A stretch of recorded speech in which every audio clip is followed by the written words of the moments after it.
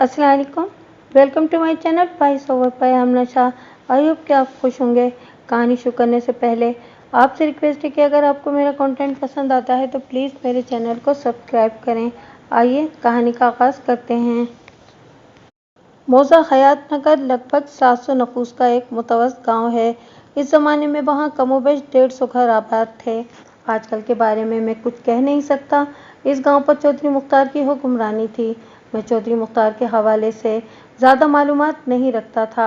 बस मुझे इतना ही पता चला था कि वो एक रोब दाब वाला ओखा किस्म का चौधरी था। मैंने सरे-दस्त चौधरी मुख्तार ही से बिस्मिल्लाह करने का फ़ैसला किया और उसकी हवेली की जानिब कदम बढ़ा दिए। मज़कूरा हवेली गांव के एक सिरे पर वाक़ थी। मैं चूँकि उस वक्त यूनिफॉर्म में था, लिहाजा मैं जहाँ से भी गुजरता लोग चौंक कर शक-ज़दा नज़र से मुझे देख रहे थे। मैं लोगों की परवाह किए बगैर सुबह खरामी से चलते हुए चौधरी मुख्तार के दौलत खाने पर पहुँच गया, जहाँ एक हैरत मेरी मुंतज़िर थी। मैं जैसे ही हवेली के सामने पहुँचा, मुझे हवेली के गेट पर चौधरी मुख्तार खड़ा दिखाई दिया। उसके दाएं और बाएं चंद हाशिया बरदार भी मौजूद थे। चौधरी मुख्तार की उम्र 55 के आसपास रही होगी। वो भारी तनोतोश का मालिक एक चाको चौबंद शख्स था। उसके सर के बाल घुंघरियाले थे और चेहरे की सबसे नुमायां शय उसकी गामा टाइप मूछें थीं। वो इस वक्त ज़रबक रेशमी लिबास में मलबूस था। मुझ पर निगाह पड़ते ही वो खुश दिली से बोला, सद बिस्मिल्लाह मलिक साहब, मेरे नसीब के आप यहाँ तशरीफ़ ले आए। मुझे हुक्म किया होता मैं थाने में हाजिर हो जाता। आपकी तैनाती का मुझे पता चला था और मैं खुद हाजिरी देने की खातिर हवेली के अंदर से निकलकर गेट पर खड़ा हो गया। ये तो आपकी मोहब्बत और बड़ापन है चौधरी साहब, मैंने गहरी संजीदगी से कहा। बस हालात ही कुछ इस तरह पेश आए हैं कि आपसे मुलाकात ज़रूरी हो गई। ऐसा क्या हो गया है मलिक साहब? वो पुरतशवीश नज़र से मुझे देखते हुए बोला। आएँ अंदर बैठकर सुकून से बात करते हैं। थोड़ी ही देर के बाद मैं चौधरी मुख्तार के रूबरू उसकी हवेली के कुशादा आरास्ता और पेरास्ता आलीशान ड्राइंग रूम में बैठा था। उसने अपने एक घरेलू मुलाजिम को मेरी खातिर और मदारात के हवाले से हिदायत जारी की।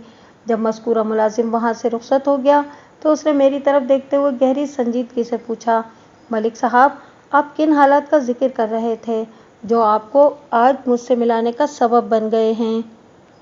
जवाब में मैंने चौधरी मुख्तार को नामालूम शातिर बुड्ढे की अलमनाक मौत के बारे में बता दिया।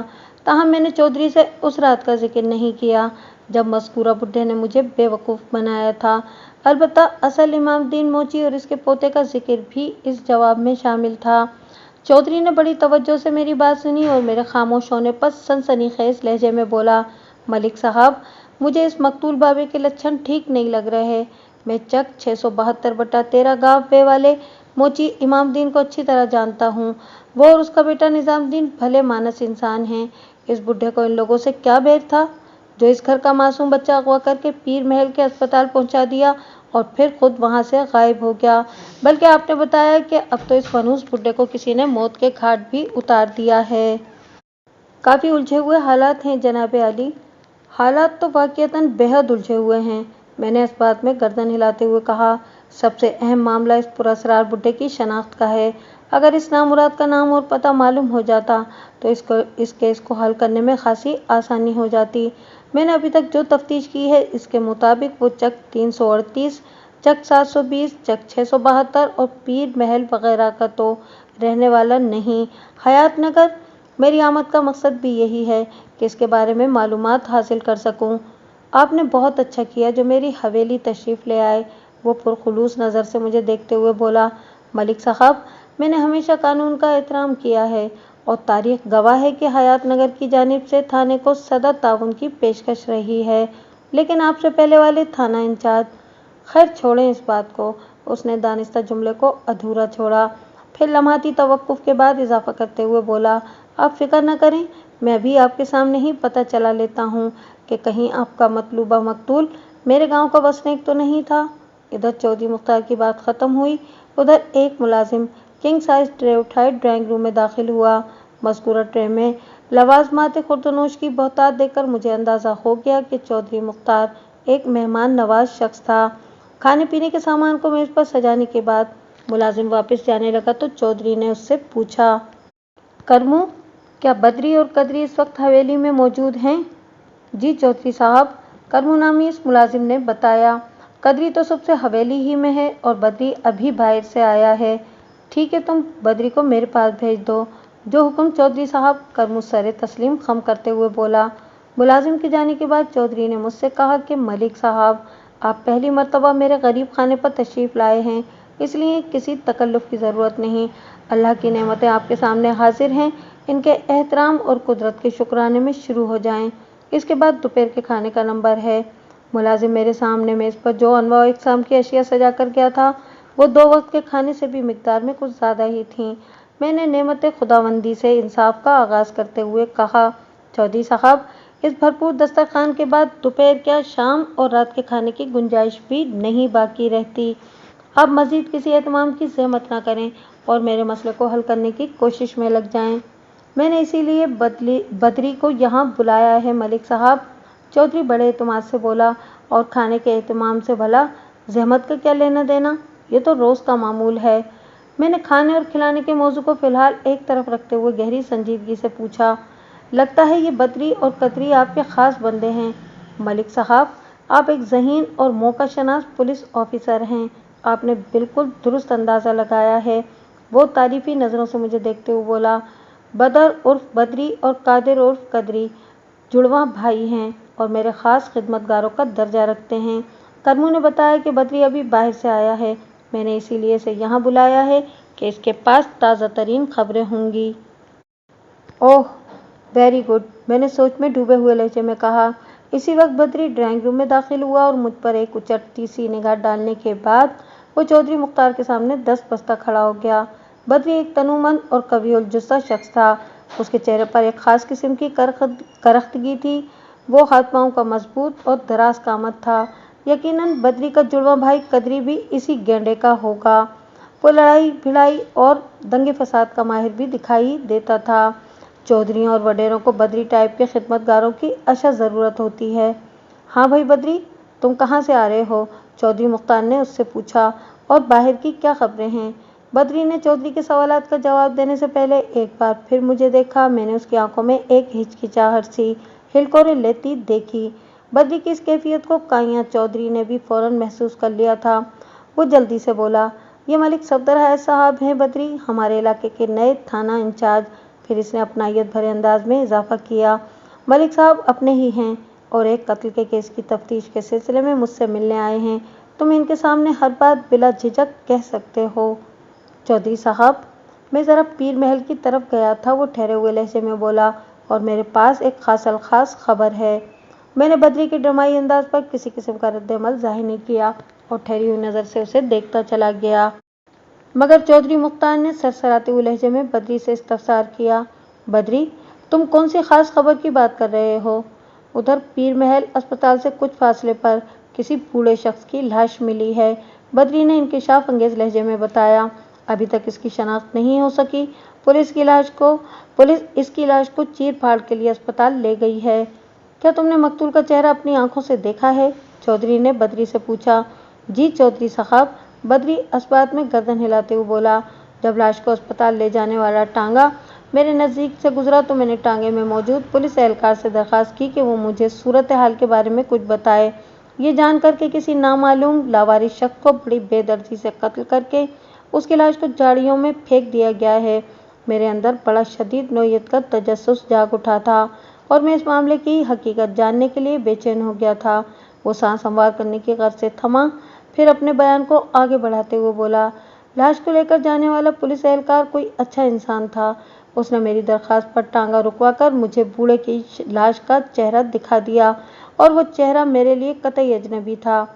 तुम्हारा कहने का मतलब यह है कि मकतूल का हयात नगर से किसी किस्म का कोई ताल्लुक वास्ता नहीं है?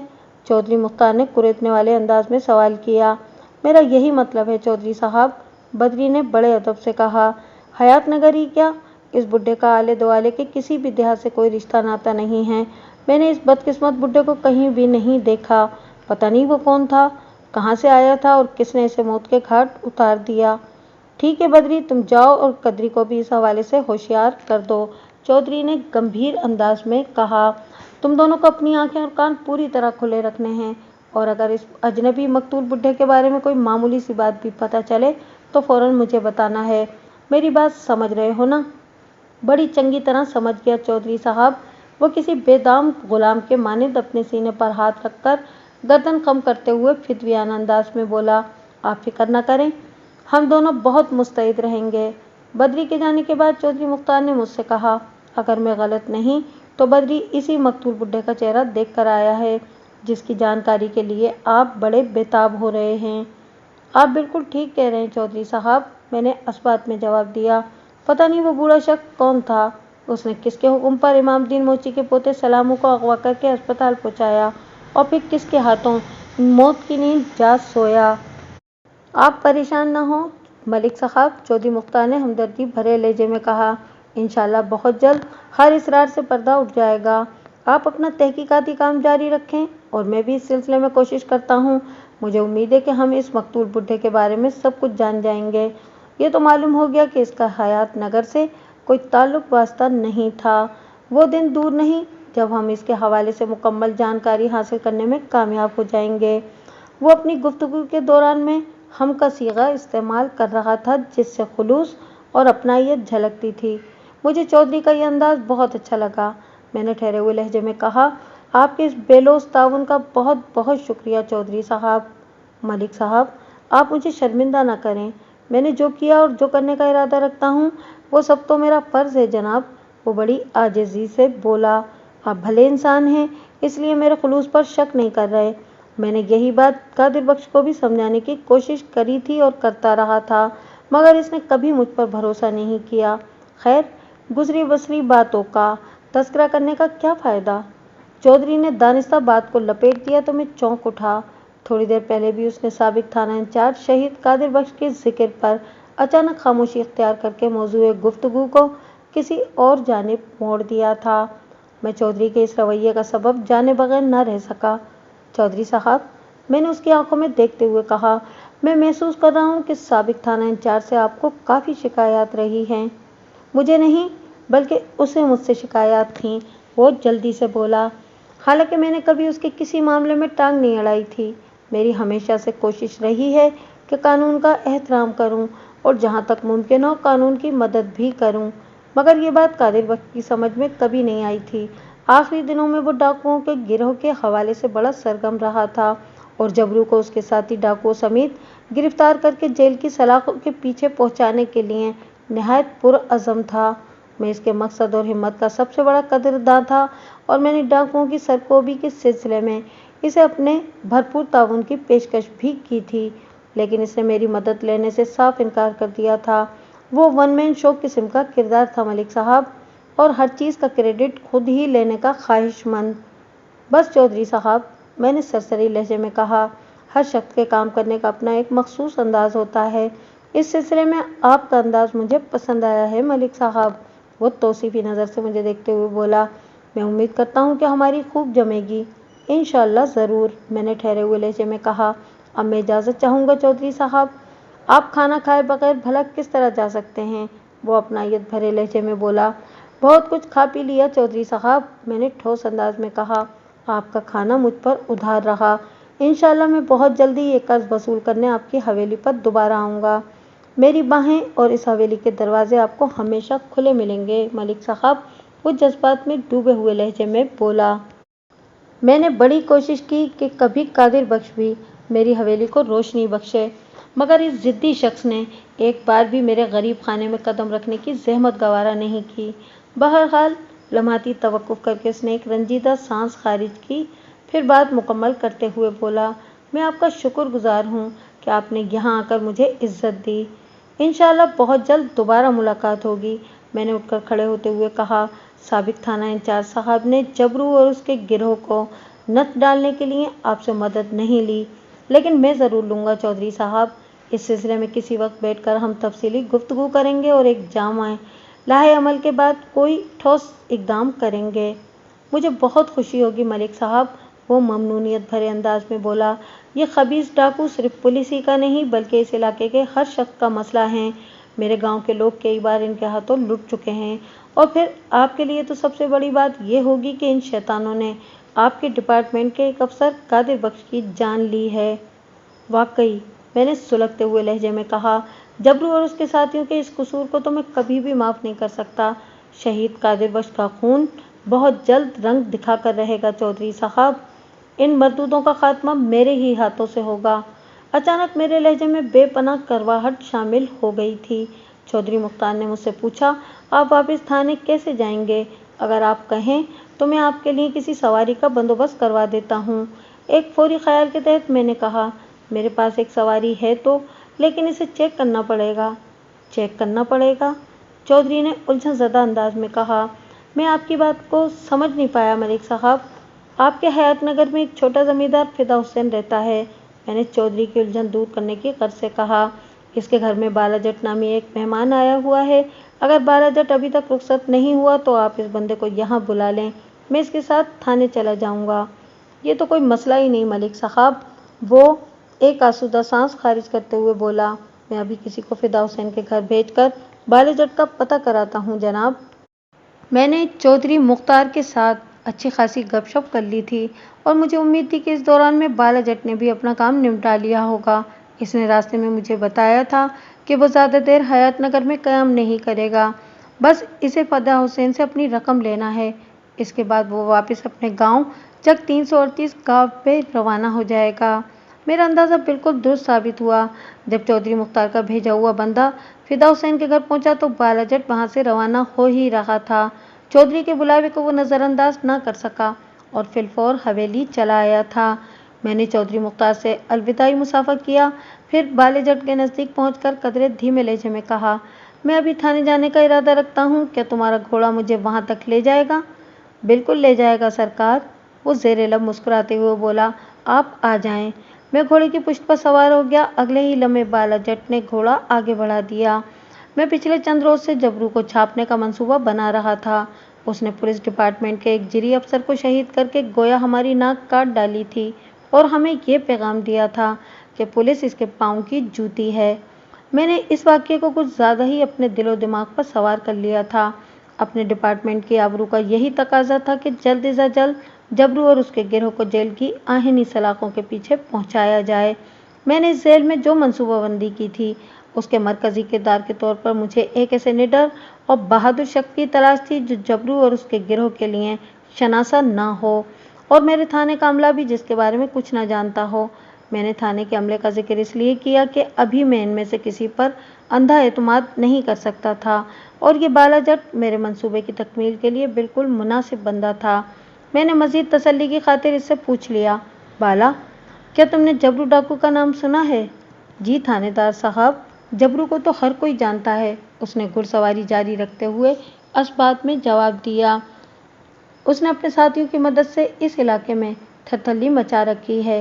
ये डाकू छुपने के लिए पीर महल के जंगल को इस्तेमाल करते हैं। मुझसे पहले इस थाने में जो इंचार्ज साहब हुआ करते थे वो इसी जबरू के गिरोह से पुलिस मुकाबला करते हुए 1 माह पहले शहीद हो गए हैं। मैंने गहरी संजीदगी से कहा, मेरे दिल में जबरू के लिए बहुत ज़्यादा गम और गुस्सा भरा हुआ है। मैं पहली फुर्सत में इस गिरोह को गिरफ्तार करके अदालत के सामने पेश करना चाहता हूँ, लेकिन इस मकसद में कामयाबी हासिल करने के लिए मुझे एक ऐसे बहादुर और काबिल भरोसा आदमी की ज़रूरत है जो बेचूं चरा मेरे हुक्म की तामील करे। आपके ख्यालात तो बहुत नेक और काबिल तारीफ़ हैं थानेदार साहब, वो सताइशी अंदाज में बोला। फिर इजाफा करते हुए कहा, क्या आपके थाने में कोई ऐसा काबिल एतमाद और फर्माबरदार शख्स नहीं है? तुमने बहुत ही अहम सवाल किया है बाले, मैंने गैर महसूस अंदाज में उसे घिसने की कोशिश जारी रखते हुए कहा। यकीनन मेरे अमले में 1 से ज़्यादा अफराद मौजूद होंगे, लेकिन मुझे ये थाना ज्वाइन किए अभी 4-5 दिन ही हुए हैं, इसलिए मैं आंखें बंद करके किसी पर भरोसा नहीं कर सकता और मैं इस मिशन में अपने अमले के किसी बंदे को इस्तेमाल भी नहीं करना चाहता। इसकी कोई ख़ास वजह थानेदार साहब? उसने मेरी बात में दिलचस्पी लेते हुए सवाल किया। हाँ, बहुत ही ख़ास बात है, मैंने बताया। इस बात के इम्कानात हैं कि मेरे अमले को जबरू और उसके साथी पहचानते हों। इस तरह खेल बिगड़ भी सकता है। मैं फ्रंट पर किसी अजनबी चेहरे को रखना चाहता हूँ। मेरा अमला दर पर्दा उसकी मदद करेगा। तो आपको किसी ऐसे अजनबी बहादुर शख्स की तलाश है जिसे जबरू और उसका गिरोह बिल्कुल ना जानते हों? तुम बिल्कुल ठीक समझे हो बाले, मैंने ताइदी अंदाज में कहा, लेकिन मैं इससे भी कुछ ज़्यादा चाहता हूँ। क्या ज़्यादा? उसने पूछा। मतलब ये कि इस बंदे को मेरे थाने का अमला भी ना जानता हो, मैंने ठहरे हुए लहजे में कहा। फिर पूछा, तुम्हारी नज़र में है कोई ऐसा बंदा? है तो, मगर पता नहीं आप क्या सोचेंगे, वो हिचकिचाहट आमेज अंदाज में बोला। मैं कुछ नहीं सोचूंगा, तुम बताओ, मैंने हिम्मत बंधाने वाले अंदाज में कहा। अगर आपको कोई एतराज़ ना हो तो। वो ठहर ठहर कर बड़े एतमाद से बोला, तो मैं इस मिशन के लिए खुद को पेश करता हूँ। मैं एक तवील, गहरी और आसूदा सांस लेकर रह गया। क्या हुआ थानेदार साहब? इसने इज़्तिरारी लहजे में इस्तफसार किया। क्या मेरी बात आपको बुरी लग गई? नहीं बाले, मैंने मुतदिल अंदाज में कहा, मैं कुछ और सोच रहा हूँ। आप क्या सोच रहे हैं? वो बेचैनी से बोला। असल में ये मिशन बहुत ही अहम और खासल खास है, मैंने कहा, जिसमें बहादुरी के साथ ही राजदारी की भी बहुत ज़्यादा अहमियत है। तो मेरी बात को समझ रहे हो ना? समझ रहा हूँ थानेदार साहब, वो तुरंत बोला। मैं आपको यकीन दिलाता हूँ कि ये आपके हर राज को मैं अपने ज़ाती राज समझकर सीने में दबा कर रखूँगा। और तुम्हें पुलिस में जाने का भी तो बहुत शौक था। जी जी, वो जज्बाती लहजे में बोला।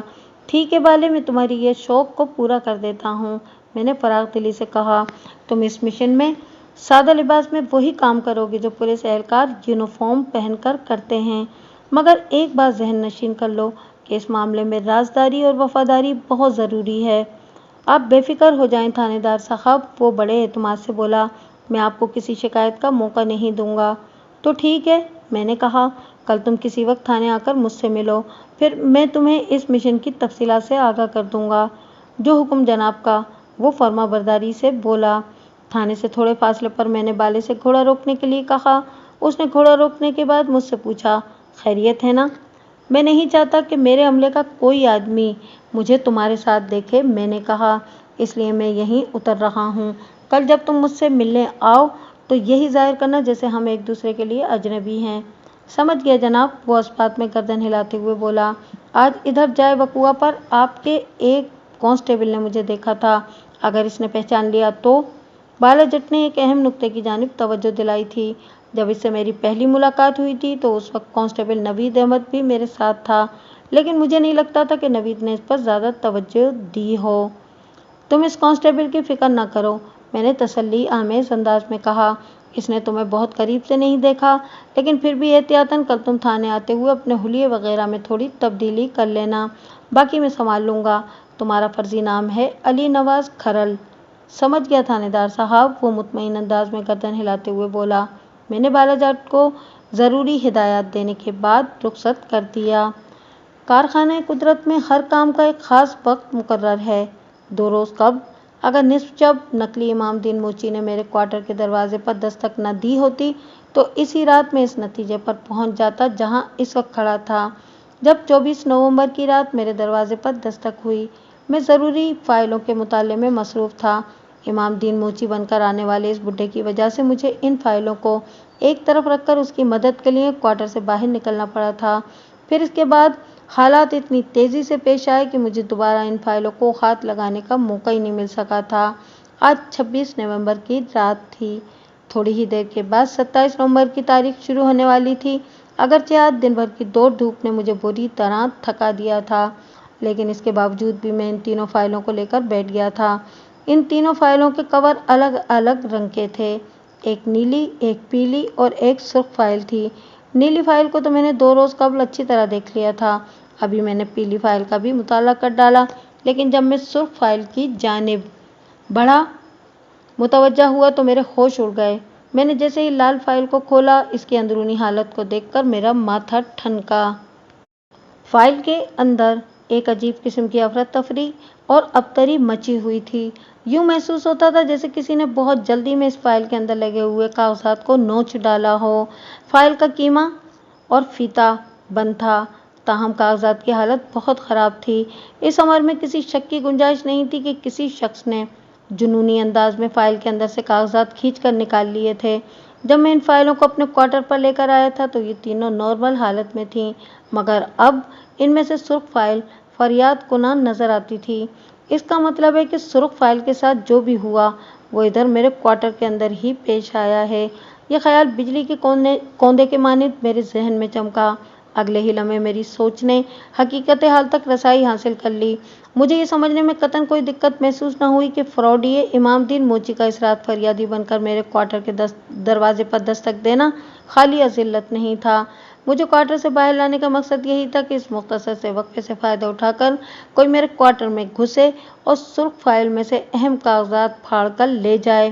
وہ چور کون تھا اور سرخ فائل سے اس کا کیا تعلق تھا؟